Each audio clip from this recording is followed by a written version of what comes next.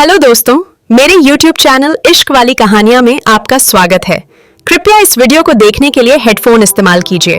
राजेश्वरी ने देखा कि सामने बैठी लड़की ने हल्के पीले रंग की स्टाइलिश शॉर्ट्स पहन रखी थी। उसके कॉन्फिडेंट अदा और नर्म मुस्कान ने उसे एकदम अलग ही आभा दे दी थी। समर सनग्लासेस में वह लेटी हुई हल्की सी मुस्कुराहट के साथ समंदर के नजारे देख रही थी। राजेश्वरी की नजर अचानक उसके बाएं पैर पर पड़े एक छोटे से तिल पर ठहर गई। ये छोटा सा डिटेल न जाने क्यों उसे बहुत स्पेशल और अनोखा लगा।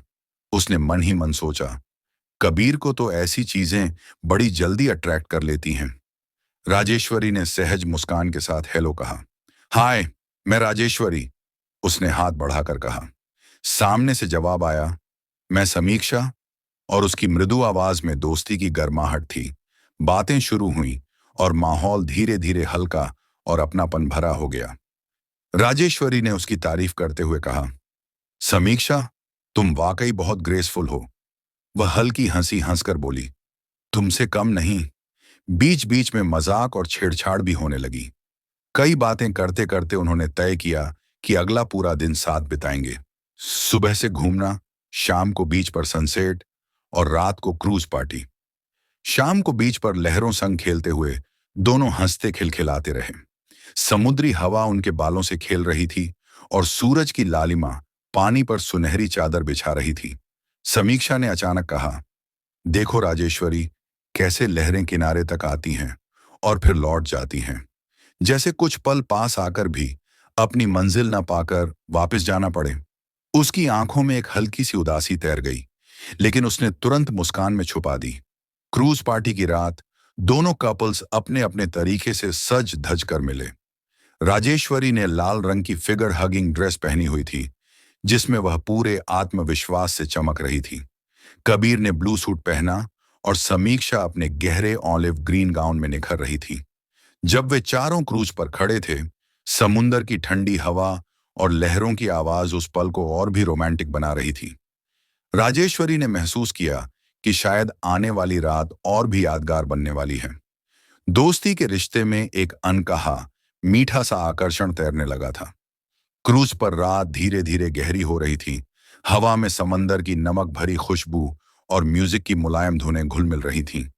राजेश्वरी, कबीर और समीक्षा एक साथ डेक पर बैठकर उस नाजुक और मीठे माहौल का आनंद ले रहे थे। कमरे की हल्की प्रकाश व्यवस्था में समुंदर की धीमी आवाजें दूर से आ रही थीं और अंदर की नर्म हवा इस खास शाम को और भी मधुर बना रही थी।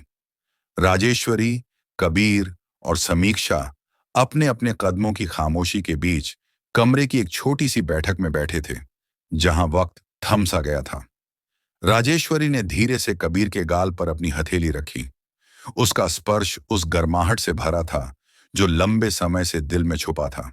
कबीर ने अपनी उंगलियां उसकी हथेली के चारों तरफ घुमाई और उसकी नजरों में चमक आई, एक चमक जो सिर्फ प्यार और चाहत का इजहार करती है। समीक्षा ने मधुर आवाज में कहा, कभी कभी मौन भी दिल की बातें कह देता है। वह इतनी करीब खड़ी थी कि उसकी सांसें राजेश्वरी की त्वचा पर गुनगुना रही थीं। राजेश्वरी ने उसकी झकीली आंखों में देखकर हल्की मुस्कान दी और उसके कंधे पर हाथ रख दिया। धीरे धीरे कबीर ने समीक्षा की कमर को अपने हाथों में लिया और उसकी आंखों में देखकर बोला, तुम्हारे साथ ये पल जैसे वक़्त की हर सीमा टूट गई हो। समीक्षा ने हल्की आवाज में जवाब दिया, और हम सब साथ हैं इस पल में खो जाने को। राजेश्वरी ने उनकी नजरों का मतलब समझा। वह कबीर की बाहों में धीरे धीरे घुसी और तीनों की नजरें एक दूसरे से जुड़ गईं, एक साझा जज्बात के साथ जो इंतजार की तीव्रता और नजदीकियों की मधुरता दोनों को लिए था। उनकी हल्की हल्की बातचीतों में अब सांसों की आवाजें, दिल की धड़कनें और छूने की नरमी समा गई थी। हर स्पर्श जैसे एक नई कहानी कह रहा था, जो केवल वे तीनों ही समझ पा रहे थे।